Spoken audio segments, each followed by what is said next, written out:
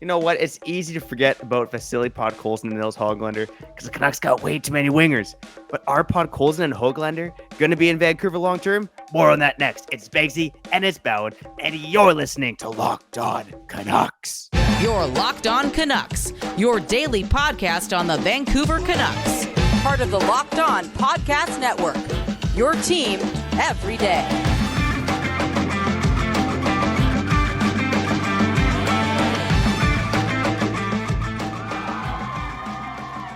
Thanks for hitting the play button on today's episode of Locked On Canucks.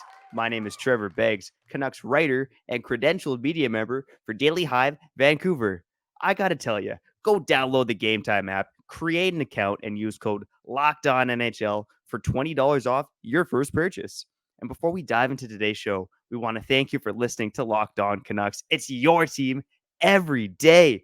Make sure you subscribe or follow for free on YouTube or wherever you listen to podcasts. And before I tell you about today's show, go check out yesterday's episode if you haven't already with Scott Rintoul. Oh man, it was one of my favorite interviews of all time. I mean, I think Scott talked about when he did that West Coast Express podcast, he was narrating, but yesterday we really got to hear his thoughts and emotions on it.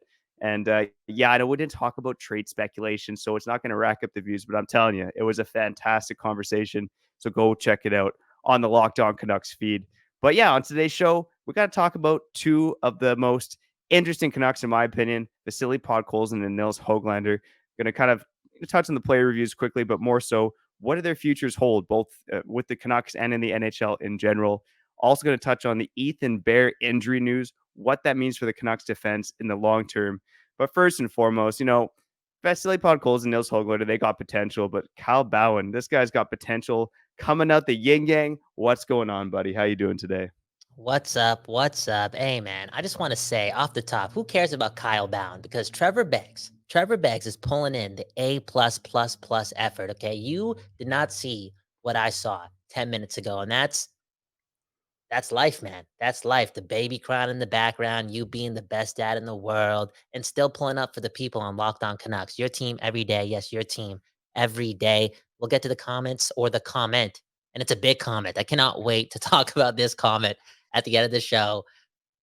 Hey, I'm not going to say his name till the end of the show, okay? Comment corner, just for the end of the show, not for the beginning. Locked On Canucks, your team every day. And I'm excited to have this conversation, man, because I think these two players, I think they're so important for the Vancouver Canucks. And off the top, I think there is a good chance that both of them don't make the team in October. Wow. But no, just based on numbers and who knows what happens, right? Who knows what happens? There's still that small chance that there's just not enough room for these guys to make the opening night lineup. One of them maybe sits in the press box. They got so many wingers. You never know. That being said, I don't want to pick one or the other, to be honest. I think for the future of the Vancouver Canucks, it's more than important and more than vital to have these two be prominent members of whatever the future holds because of the skill that they have, based on the fact that they're already drafted, they're developing, they're here now, and also because of their work rate. For real, we talk about the Canucks and the effort level and the culture and all that needs to change. I feel as if when these two players reach their potential, and I think we've seen it in bits and pieces, they can be players that, again, inspire the rest of the team to work hard, for real. Yeah, I mean, it's interesting that you said you don't want to choose Podkolzin or Hoglander, so I should probably scrap the questions I have prepared for this segment because, I look at these two guys and I said it off the top, there's a glut of wingers on this team. Mm-hmm. We all believe that at least one of those guys between Besser, Garland, and Beauvillier, one of those guys will be moved this offseason. But until then, it's like, where does Hoglander and Podkolzin slot into the lineup? Both are coming off of disappointing seasons. Both went down to the AHL, put up similar kind of points per game rate. So Hoglander this season in the AHL had 0.71 points per game. I think it was 32 points in 45 games. Podkolzin 0.64 points per game, so 18 points in 28 games. Neither of those really jump off the page, Kyle. I think we did see some improvement from them throughout the season. I mean, Podkolzin made it back up to the Canucks, although he didn't look fantastic when he made it back up. But I am going to do a Podkolzin or Hoglander because I have my doubts that both these guys are going to be long-term Canucks. Whoa. Because, this team, they need to make some Dude. changes. They're capped out. And I think Podkolzin or Hoglander could be a sweetener, or but just potentially maybe a hockey trade too, like getting rid of one of these wingers for a young center, young defenseman. But I'll ask you this: between Podkolzin and Hoglander, who's going to have the longer career as a Vancouver Canuck? Dude, both of them. I'm not going down this pessimistic hole, okay? For real, man. I'm not doing it. I'm not doing it. Okay, Begsy, I don't know what happened to you over the last couple of months, okay? You're a father now, okay? Turn on the optimism, all right? Because again, for this team to do good in the future, I feel as if that change and the winning and the success has to happen now. And if that's the case, then these two are a big reason for that. Again, picked in the same draft a handful of years ago. We've seen, I think, bits and pieces of success from both these players early on in their career. I know last year was weird, but it's really hard for young players to play in a league that's also the best hockey league in the world and have to go through three coaches in a couple of years. You know what I'm saying? And I'm just looking at what they've showed us in a good way. Looking at like some of their best games and their best clips, their best highlights, and just hoping that they're gonna find a way to bring that on a consistent level. You're asking me. I want these guys to be Canucks for a very, very long time. Okay, for real, big pieces of the top six, the top nine, and we just saw. I know there's going to be a lot of comparing going on at this time of the year, but we saw what Vegas did, and again, high work rate players. I feel as if these two have the potential to be just like that, a nuisance to play against, and also players that can contribute offensively. So I'm not putting that out there, man. I'm not answering this question. You answer the question, man. Yeah, in terms of who I think will have the longer Canucks career, I honestly think it's tough. I have a hunch it'll be Podkolzin because I think the organization will look at both players and think we need a guy like Podkolzin in our lineup. Like, just based on his frame, when he was at his peak as a rookie, just the battle level, both in the offensive zone and the defensive zone, the 200-foot game is definitely more polished. That being said, if I'm picking who's going to have the longer or more distinguished NHL career, I'm probably going with Höglander Oh my because god, I have my doubts about Podkolzin really putting up, dude, gaudy numbers at the NHL level. I just got to call it Trevor, like it man. is, man. Locked on Canucks, your team every day. I'm not here to sugarcoat things. I know, Kyle, you want to be optimistic, but I we also have got to to be, call it like man. it is, buddy. Trevor, man. Okay, listen to this. Okay, listen to this. Okay, just close your eyes. Just breathe, okay? Relax. Come on, man. Please, dude. You need that you need that positivity in your life, okay? Look at what you just said. And you've been saying this for a couple of weeks now. I'm going to call you out here because I've noticed it. You pessimistic mother. I know your son's in the room, okay? I'm not going to swear out loud, okay? Okay, Trevor. Trevor, you just said once again that Vasily Podkolzin is a bust. That's what you're saying. No, that's what you're saying. And it's relative. That statement is relative to the place where he was drafted in the draft, top 10 pick, Vancouver Canuck pick. He cannot be a bust. And I don't think it's possible for this guy to be a bust and for the Canucks to be successful in the near future. I don't know if those two things line up because they need guys like this to play like their draft value and just do do the spectacular. Come on, man. Begsy, dude. Come on, man. Okay, why though? Why though? Tell me. Like, you're just done thinking that Podkolzin can be, a 50, 60 point guy, maybe a 70 point guy. Are you forgetting about his shot? Did one year just ruin it for you? Come on, man. Three coaches in a couple of years. Yeah, I just don't know if I've seen enough out of Podkolzin, and even going back and watching some of his junior tape. You look at the World Juniors. I think Podkolzin at his peak had 6 points in seven World Junior games when he captained that team. Hoglander in his 1 year of the World Juniors had 5 goals and 11 points in 7 games. So I just think that Hoglander in general has the higher offensive ceiling. He's the more creative player. Podkolzin is a bit more north south. He's not a crazy good playmaker. He's going to get points because he works hard down low. And if he can get in a spot where he gets that shot off, he's going to score goals. But again, I'm not going to call him a bust. Every day is no. I know Kyle's poking the bear here. He's poking my sleep deprived little belly here. Yeah. And because a couple weeks ago, I kind of asked the question, like, Podkolzin drafted 10th overall in 2019. Will he end up being a bust? I think bust is kind of a relative term. But yeah, I have a hard time seeing him living up to that draft potential. And I have a hard time Wow. seeing him being a 60 to 70 point player. I think he could be a Wow. good, maybe 20 goal, 45 point two-way winger. And I think that's a valuable piece. But I think Hoglander, if he hits his peak, has more potential to kind of be like a 60-point player, whether that's for the Vancouver Canucks or for another organization.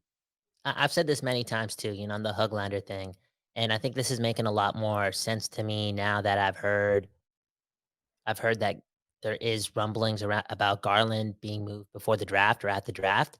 And, I came in here with a lot of optimism and maybe because I'm like, yo, Hoglander's got to make the team because he's going to give us what Garland can give us, for real. He's going to replace Garland pretty much tick for tack, right? That's what they say.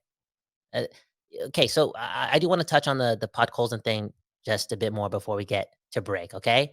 If this is all true and you don't think he's that guy or is not going to live up to a top 10 pick, uh, after a couple seasons in the NHL, like, I wonder what the league thinks of him. I guess what I'm trying to say is there value in him, or is it better off for the Canucks just to, develop him and let him turn into whatever he's going to be? Like, is there value as a trade chip or just as one of those trades that we talked about in the past, like trading a winger for a center? Is there value in Podkolzin still? Yeah, I mean, the important thing to remember is that when you trade a winger for a center, you're probably getting a lesser center or a lesser player in general because there's a premium on the center position. Um, this is cliche to say, but I think it's true. There's 31 GMs out there, and it just takes one. And I kind of said it a Mhm. couple weeks back. Shout out to the everydayers; they might have heard this.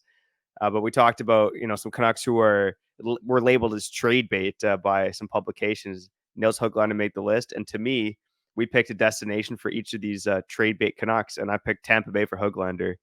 And I think an organization like Tampa Bay would value a player like that who has a lot of upside, won't cost a lot, and I bet they could find a place for Höglander in their lineup. So yeah, I do think there's some GMs that I'm sure. That's why I think it's an interesting debate between the two players because I think some GMs would probably rather Podkolzin, and I think some would probably rather Höglander. So maybe let's leave it up to the commenters. Let us know between Podkolzin and Höglander, who will have the longer NHL career and who will have the longer career with the Vancouver Canucks. Give an answer. Don't be like Kyle. Don't take the easy way out. Okay, let's go. It's not the easy way, bro. I'm 30 years old. The sun is shining. I can't move off of what I actually want. And I think it's again so important that those two players, I'm sorry, develop well and reach their potential with the Vancouver Canucks. It's just the truth. I'm looking at their contracts as well, and I feel as if they haven't obviously been close to their potential. Is there a way to, strike gold there? You know what I'm saying? We we can get a lot from these guys, and I'm gonna put that out there. Unlike you, you pessimistic mother. I was about to say it again, bro. You're lucky, you You mother know, father. You mother I think father. I think in an ideal world, you could get like futures for Besser, futures for Garland, and then maybe try Hoglander with Kuzmenko and Pedersen, and put Podkolzin with Miller and maybe Mikheyev. I Hmm. think there's a scenario where you could put Podkolzin and Hoglander up further up in the lineup, and they would succeed. That being said, they got to earn it as well, and the Canucks got to make up the room for them, which they just don't have right now. Yeah. Speaking of which, Kyle, there's not a lot of wiggle room in my bank account, so I'm always looking for deals. And when I'm trying to find killer deals at the last minute, I'm going to Game Time because Game Time, they got my back. I get these emails from Nicole at Game Time, and she's always teasing me with concerts and events this week in my area. Not only are those weekly emails a tease, but Game Time also offers me flash deals on last minute tickets. What's even better than that is that they have a lowest price guarantee along with event protection cancellation. It doesn't end there, Kyle. You can also get exclusive flash deals on tickets for football, basketball, baseball, concerts, comedy, theater, and more. Now I have no choice but to get off my old man rear end and check out a show on a Friday night. So make sure you snag the tickets without the stress with Game Time. Download the Game Time app, create an account, and use code LOCKDOWNNHL for $20 off your first purchase. Terms apply. Again, create an account and redeem code LOCKEDONNHL for $20 off. Download Game Time today. Last minute tickets, lowest price, guaranteed. Okay. You're back on Locked On Canucks, your team every day. Trevor Beggs, Kyle Bhawan. And, we've been saying it for days and days and days and days and days and days and days, right? Your team every day. Kyle Bhawan, fan first. Trevor Beggs, a family first man. We still make it work. And I'm not going to lie. I was lying about that. Trevor Beggs is clearly a fan first person. hit the subscribe button, hit the like button. And I got to say this too. You brought it up earlier on the program, and I think we got to talk about it again, okay? You got to check this out, okay? Yesterday's episode. Oh, move those shoulders, Trevor. Move those up. Oh, yeah. Yesterday's episode with Scott Rintoul, host of West Coast Express. Keep moving those shoulders. Oh, yeah. That dude, he put on a performance. He had stories. Wayne Gretzky's number, how he got it. Answering a spam call. That's how he got it. Real talk, man. It was a great conversation. And I think we need the people to listen to it because, a spoiler alert, we got to do this, okay? We got to do this. I think we're going to recap every episode from that series later on in the summer. And some may call that lazy podcasting. I call it July 28th, 2023. And we need something to talk about on Locked On Canucks because it's your team and it's every day. Trevor Beggs, Kyle Bhawan. Before we talk about Ethan Bear, one more note. Let me touch on this for 30 seconds, okay? JT Miller can probably save Podkolzin's career, right, Trevor Beggs? I think so. Or he can save or salvage any type of relationship he has with your view on NHL players. Because right now, again, you think Podkolzin is a bust, okay? Ethan Bear and the surgery, he's out for 6 months. 6 months. That's a very long time. And I saw Quadrelli tweet this out. I'm going to ask you the same question. Are they going to qualify Ethan Bear? Yeah, at this point, I think it's 50-50, to be honest. I mean, do you really, for a team as capped out as the Canucks are, do you really want to be paying a guy $2.2 million and he's not even going to play half the season? And I know they give an LTIR him, but I mean, they still have to have him on the cap to start the season. I'm just not quite sure this makes sense for the Canucks, to be honest. You know, I would probably lean towards let's go 55% no, 45% yes. I would probably lean towards that they don't qualify him, that they try to work out a short, like some kind of 1 year deal as a UFA, or maybe they give him 2 years with a lower cap hit. Because right now it's like he's going to come back in December. What kind of player is he going to be? And this is the guy that you kind of thought was going to play with Quinn Hughes. So Kyle, maybe I'll throw it to you. Like, regardless, Bear's not going to be here to start the season. What do the Canucks do now? Who's going to play with Hughes to start the season? You already know it, man. Luke Shen is coming back, dude. Luke Shen is coming back, yo. He's coming back ASAP. All jokes aside, I think I'm gonna say no too. It's dark saying this, right? We mentioned it last week, especially when we have to talk about another man's money. You and I getting older. We're men. Don't talk about my money, right? Don't talk about my money. And now this dude's also hurt as well. But it's like, dude, I think the Canucks have to find a way to win this negotiation. I don't think Ethan Bear is going to get paid fairly here based on what he could bring the team when he does come back. And it is what it is. With this all being said, I think coming off of shoulder surgery and not having, an optimized off-season routine, I think it's probably best for him to stick around with the Canucks. And when he does come back on a 1 year deal that may be less than $2.2 million, I know that wasn't in the cards for you and that wasn't planned, at least you get to come back and play with Quinn Hughes possibly still, and that's the thing. You play 60 games with Quinn Hughes and you're still recovering from not having an offseason in your first 10 games. You're getting used to it, but at least you're with Quinn Hughes. He'll make you look good and he'll still have you get paid next summer. Who like, you get what I'm saying? If he joins other teams, there's a really good chance he's not playing with the Norris candidate. The only reason he's doing that here is because Vancouver's set up like that. There's a lot of opportunity here. Yeah, and in fairness, I think Bear played well enough to earn that opportunity with Hughes, and the two of them played well together. True. And Bear kind of helped prop OEL up a bit too when he was here for an extended period of time. So it wasn't just like, I mean, it was partly that. It was partly the fact that the Canucks just have such a terrible defense that Bear was in an elevated role regardless. But I still think he earned it to an extent as well. I'm not as bearish, pun intended there. Compared to some people in terms of his play. I actually quite liked Ethan Bear. But again, it's all about the dollars at this point, right? And the Canucks have no cap space. They have negative cap space. I just don't know if you can be qualifying a guy, paying him $2.2 million just to have him sit out half the season and then maybe be the player that he was when he comes back. So I don't love the idea of Shen coming back. I think, his performance beside Hughes last season was overrated. That being said, he kind of brought that element of toughness to the team, which is a good thing. Another name I'll throw out there quickly, maybe Kyle, before we get to comment corner, and this is a very forgotten guy on the Canucks, Travis Dermott.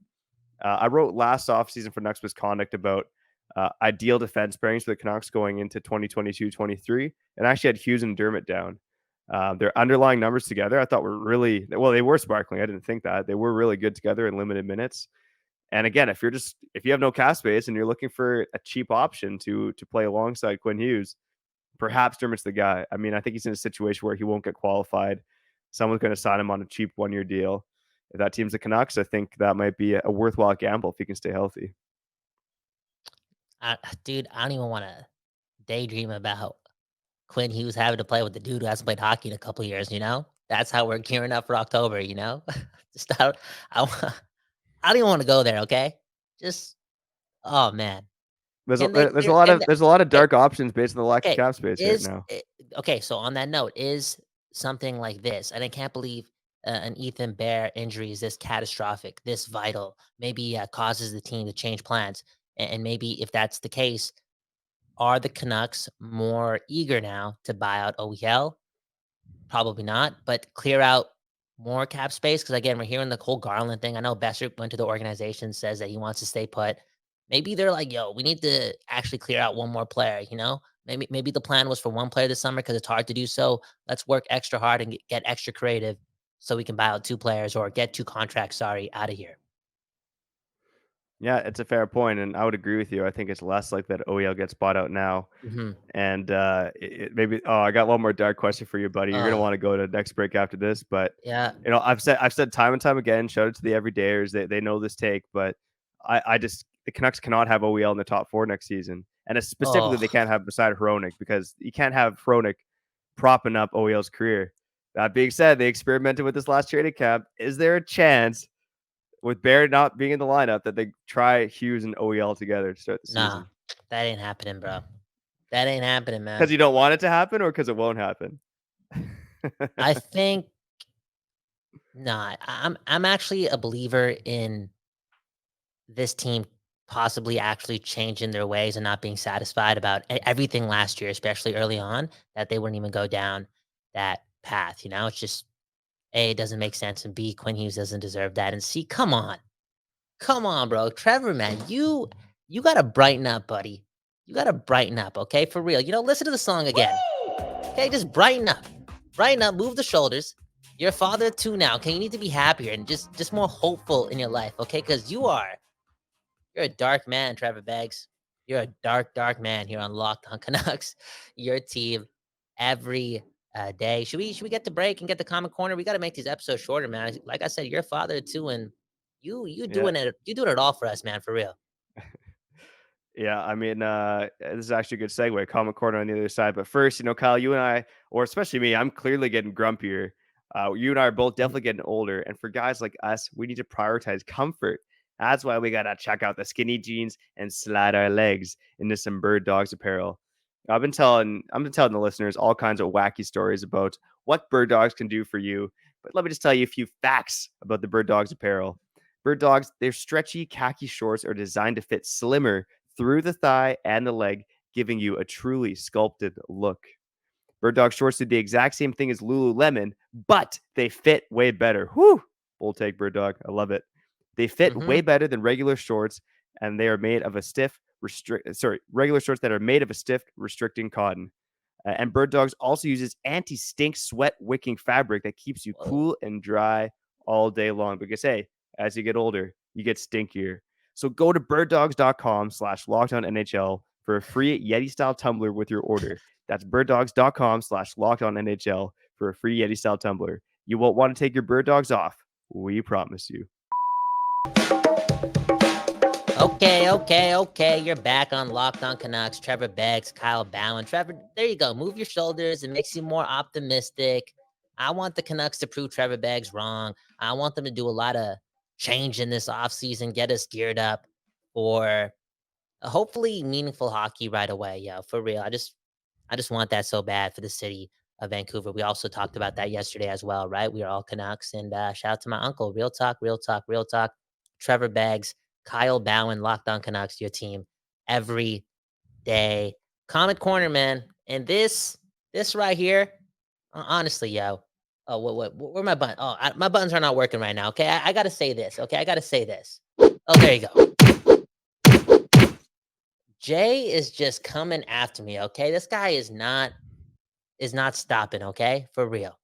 Yesterday, I asked a question to the people. Okay, I asked the question. Holy. I asked the question to the people. I said, What's the best line in Canucks history? Right, the West Coast Express or the Sedins and Bros?" And this guy replies, "Welcome back, Begsy. Yesterday was a disaster." It's I talked about on the ad read how Game Time's got my back. Jay has also got my back. Shout out to Jay. He does He's on have your Team back. Begsy. He is on Team Begsy, and he's not on my team for real, for real. That being said, there was a dude who commented last week. I think it was Cluton, right? Hayden Cluton. He's like I think somebody said in the comments, "Oh, what's his name? He's gonna get so Kempner Canucks, Kempner Canucks." Okay, I'm putting the N in there. He commented, "Yo, Kyle, I don't ask you any of the questions because you've claimed many times that Begsy knows more than you, and B, you keep saying my name wrong, right? Cool." He had all the right to say that. And then somebody came at him in the comments saying, "Yo, leave Kyle alone. Come on, man. He's the dynamic dynamite this show needs."